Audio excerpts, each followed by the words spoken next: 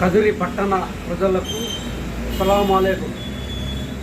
ఎంతో పవిత్రమైన రంజాన్ నెల పూర్తి చేసుకొని రేపు ఈద్ ముబారక్ చేసుకుంటున్న కదిరి పట్టణ ప్రజలకు మరియు అన్ని మతాల వారికి, అన్ని పార్టీల వారికి నా యొక్క ఈద్ ముబారక్ శుభాకాంక్షలు.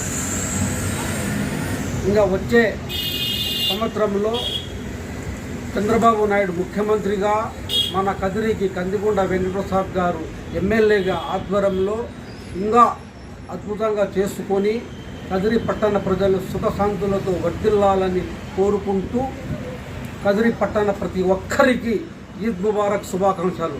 జై తెలుగుదేశం, జై చంద్రబాబు నాయుడు, జై కందికొండ వెంకటప్రసాద్.